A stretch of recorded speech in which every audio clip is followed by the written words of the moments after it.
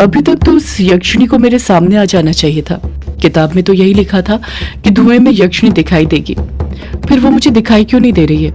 मैंने तो मंत्र भी बिल्कुल ठीक पढ़े हैं। कहीं यक्षिणी बंदीकरण विधि करने में मुझसे कोई गलती तो नहीं हो गई? अगले पल दिलीप कॉन्फिडेंस के साथ कहता है, नहीं नहीं, मुझसे कोई गलती नहीं हो सकती। मैंने मंत्र बिल्कुल सही पढ़े हैं और विधि भी एकदम सही करी है। मैं गलती कर ही नहीं सकता। दिलीप घबराते हुए खुद से कहता है, उस यक्षिणी को यहाँ पर आना ही होगा, तभी तो मैं उसे बांध पाऊंगा। इतना कहकर दिलीप फिर से मंत्र पढ़ने लग जाता है। बल्लू की समझ नहीं आ रहा था कि दिलीप को आज क्या हो गया था। उस पर यक्षिणी को बांधने की एक ऐसी जिद सवार हो गई थी। बस एक ही बात की रट लगा रहा है। दिलीप ने कई घंटों तक मंत्रों का जाप किया, लेकिन फिर भी इतने मंत्रों के बावजूद भी यक्षिणी वहां पर नहीं आ रही थी, जिस कारण दिलीप परेशान हो गया था। उसे खुद पर गुस्सा आने लग गया था।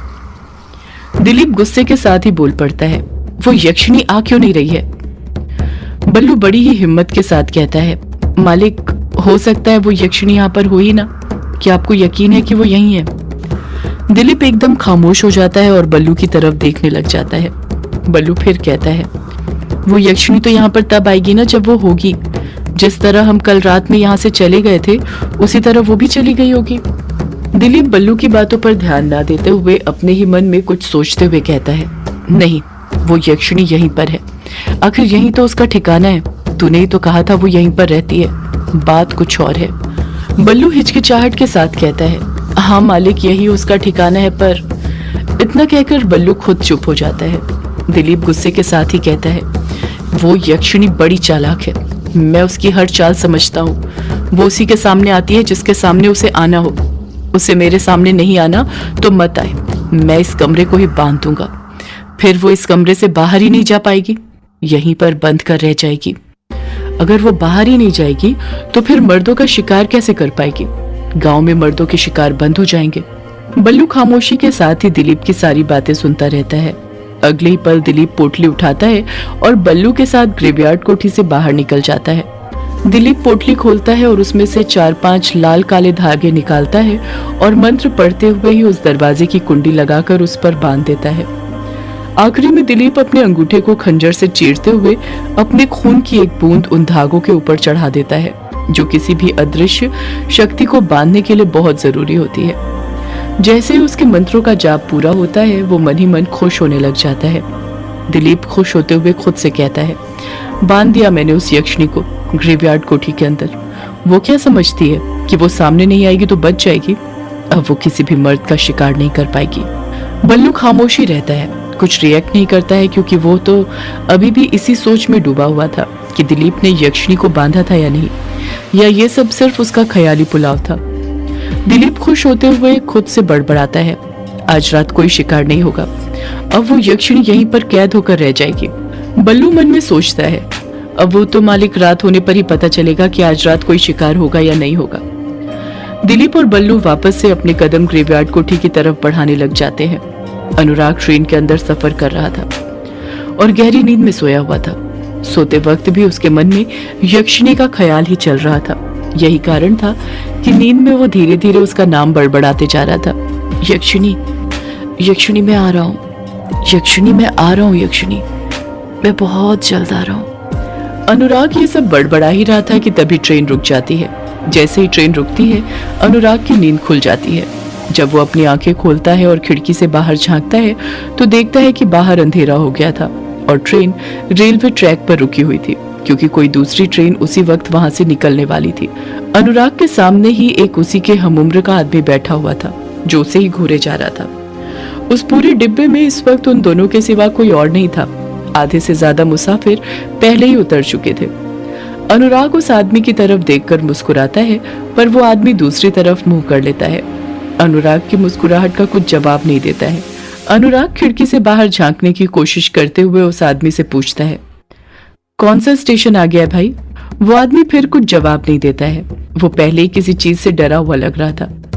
अनुराग खुद से बातें करते हुए कहता है, इस ट्रेन को भी आज ही लेट होना था। पता नहीं अब मैं मेहंदी पथार कब तक पहुंचूंगा। पहले ही 3 घंटे लेट हो चुका हूँ। कहाँ फंस गया मैं? जब अनुराग मेहंदी पथार का नाम लेता है तो उसके सामने बैठा आदमी खुद ब खुद हड़बड़ाहट के साथ उससे बोल पड़ता है, क्या कहा तूने? मेहंदी पथार? मेहंदी पथार जा रहा है? अनुराग हामी भरते हुए कहता है, हाँ मैं वहीं पर जा रहा हूँ। क्या हो गया, इसमें हैरानी वाली क्या बात है? वो आदमी खुश होते हुए कहता है, वो माफ करना, मेरी माँ ने ना अनजान मुसाफिरों से बात करने के लिए मना किया था, इसलिए तुमसे बात नहीं कर रहा था। पर तुम तो मेरे ही क्षेत्र के निकले, तो फिर अनजान कैसे? अनुराग भी मुस्कुराहट के साथ कहता है, आप कहाँ पर जा रहे हैं? वो आदमी तुरंत जवाब देता है, मैं भी वहीं पर जा रहा हूँ। ये ट्रेन आखिर वहीं पर तो आकर रुकती है, अब वही इसका लास्ट स्टॉप है। अनुराग सफर काटने के लिए सोचता है, चलो इससे बात की जाए। तो अनुराग उससे पूछता है, आप मेहंदी पथार में रहते हैं क्या, या फिर घूमने जा रहे हैं? वो आदमी ना में अपना सिर हिलाते हुए कहता है, नहीं नहीं, मैं मेहंदी पथार में नहीं रहता हूँ। वहां पर ही एक गांव है रोंग का मुचा, वहां पर मेरे चाचा रहते हैं, उन्हीं से मिलने जा रहा हूँ। उनकी तबीयत बहुत खराब है, अपनी आखिरी सांसें गिन रहे हैं, इसलिए मरने से पहले मैं उन्हें आखिरी बार देखना चाहता हूँ। सोचा था अंधेरा होने से पहले पहुंच जाऊंगा, पर इससे पहले कि ट्रेन छूट गई, जिस कारण दूसरी ट्रेन पकड़नी पड़ी, और ऊपर से ये भी लेट हो गई, वरना मैं तो कभी रात में सफर नहीं करता, और रोंग का मुचा तो कभी भूल कर भी नहीं चाहता। पर क्या करूं, वहां पर जाना मेरी मजबूरी है, आखिरी बार अपने चाचा को देखना जो है। अनुराग कहता है, हाँ लेट तो काफी हो गई है ये ट्रेन। वो आदमी अनुराग से पूछता है, वैसे तुम गांव के तो नहीं लगते हो, शहर से आए हुए लगते हो। अनुराग उस आदमी को बीच में टोकते हुए ही कहता है, हाँ मैं शहर से ही आ रहा हूँ, दिल्ली से। वो आदमी हैरानी के साथ पूछता है, दिल्ली से, वो भी इतनी दूर मेहंदी पथार? मैं जान सकता हूँ किस काम से आए हो यहाँ पर? अनुराग कहता है, आप इसका जवाब ना ही सुनो तो अच्छा है। वो आदमी अनुराग की तरफ देखते हुए बोला, अरे ऐसा क्या है, हमें भी तो बताओ, अब तो हम एक ही क्षेत्र के हैं। अनुराग उस आदमी की आंखों में देखते हुए बड़े ही धीरे धीरे कहता है, यक्षिणी से मिलने के लिए। जैसे ही अनुराग ये बात बोलता है, उस आदमी की बोलती बंद हो जाती है, उसके रोंगटे खड़े हो जाते हैं, उसके पसीने छूटने लग जाते हैं। अनुराग हंसते हुए कहता है, अरे मैं मजाक कर रहा हूँ, मैं यक्षिणी से मिलने के लिए नहीं, उस पर कहानी लिखने के लिए आया हूँ। मैं एक लेखक हूँ, इतना घबराओ मत। वो आदमी अनुराग को घूरते हुए कहता है, तुम कहानी लिखने के लिए तो आए हो, पर देखना कहीं तुम खुद कहानी बनकर ना रह जाओ। तुम मौत के मुंह में खुद कूदने आए हो। तुम जानते हो ना, वो यक्षिणी है, यक्षिणी, एक डायन। तुम्हें उसके बारे में पता नहीं क्या? अनुराग कहता है, मुझे बस वो बातें पता हैं जो लोगों ने मुझे बताई हैं, पर मैं उसकी कहानी खुद उसके मुंह से सुनना चाहता हूँ कि आखिर वो देवी से डायन कैसे बन गई। वो आदमी तुरंत बोल पड़ता है, कोई देवी नहीं है, वो यक्षिणी हवस की पुजारन है, पुजारन जो मर्दों को हर अमावस्या और पूर्णिमा की रात अपना शिकार बनाती है, और आज भी पूर्णिमा है। अब तक तो वो किसी मर्द को फिर अपना शिकार बना चुकी होगी, या फिर बनाने की फिराक में होगी। बस यही है उसकी छोटी सी कहानी और सच्चाई। अनुराग एक्साइटेड होते हुए कहता है, मतलब ये सब कोई कहानी नहीं है, सच्ची बात है, यक्षिणी सच में होती है? वो आदमी अनुराग को घूरते रहता है और घूरते हुए कहता है, तू पागल है, पागल जो वहां पर जा रहा है, अभी भी वक्त है, वापस चले जा, मौत के मुंह में मत जा। मुझे तो तेरी आंखों में यक्षिणी के हाथों तेरी मौत दिखाई दे रही है। अनुराग उस आदमी को पलटकर कुछ नहीं कहता है, बस चुपचाप उसे देखते रहता है। उस आदमी को अनुराग पागल लगने लग जाता है। अगले ही पल वो अनुराग के पास से उठ जाता है और दूसरी सीट पर जाकर बैठ जाता है। अनुराग को तो समझ ही नहीं आ रहा था कि उस आदमी को हो क्या गया था। जब से उसने बताया था कि वो मेहंदी पथार क्यों जा रहा था, तब से अनुराग के प्रति उस आदमी का व्यवहार बदल सा गया था। अनुराग भी उस आदमी की बातों पर ज्यादा ध्यान नहीं देता है और किताब निकालकर उसे पढ़ने लग जाता है। कुछ ही घंटे के सफर के बाद ट्रेन मेहंदी पथार स्टेशन पर आकर रुक जाती है। जब अनुराग स्टेशन पर पहला कदम रखता है तो उसे एक अपनेपन का एहसास होता है। उस अपनेपन का एहसास जो आज से पहले कभी नहीं हुआ था।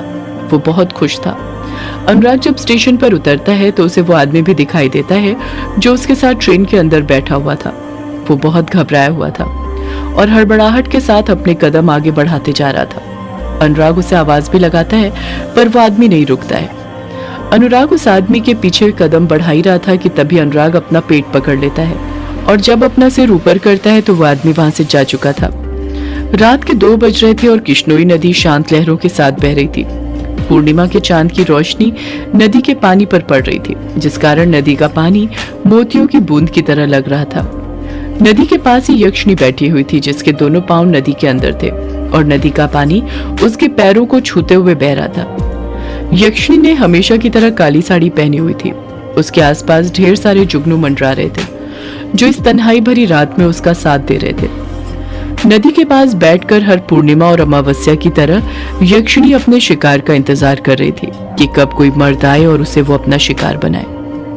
यक्षिणी बहते हुए नदी के पानी को देखते हुए गाना गाते हुए कहती है, श्रृंगार करके बैठी हूँ तेरे आने की आस में, मैं यक्षिणी तेरे प्यार की प्यास में। यक्षिणी मायूसी के साथ खुद से कहती है, आ जाओ लेखक बाबू, वापस आ जाओ और बुझा दो अपनी यक्षिणी की प्यास। आपकी यक्षिणी सदियों से प्यासी है और इस प्यास को सिर्फ आप ही बुझा सकते हो और कोई नहीं। कहाँ हो लेखक बाबू, अब आ भी जाओ। यक्षिणी नदी के पानी को अपने हाथों में लेते हुए कहती है, ये प्यास ऐसी है जो इस पानी से भी नहीं बुझने वाली। ये प्यार की प्यास है, वो प्यार जो सिर्फ लेखक बाबू आप मुझे करते हैं। इस प्यार की प्यास को आप ही बुझा सकते हैं।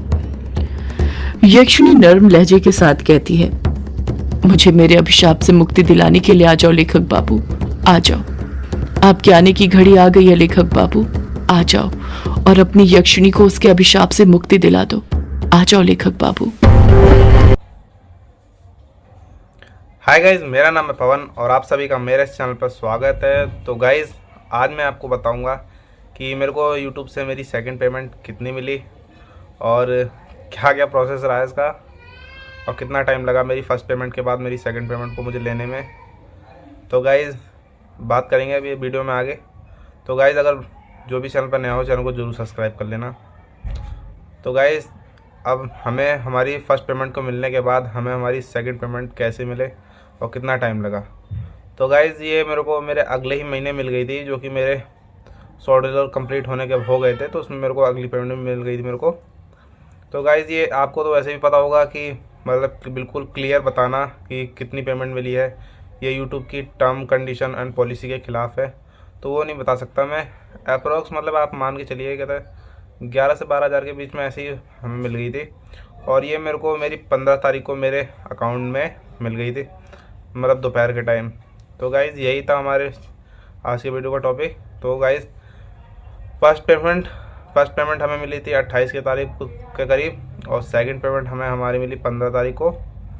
और गाइज़, अब थर्ड पेमेंट में अभी मेरे को नहीं, मेरे डॉलर नहीं कंप्लीट हो पाए हैं। तो गाइज़, थोड़ा भी टाइम लगेगा, बट अपना ऐसे ही काम करते रहेंगे यूट्यूब पे और अच्छा आपके लिए, आप लोगों के लिए ऐसा अच्छा कंटेंट लाते रहेंगे।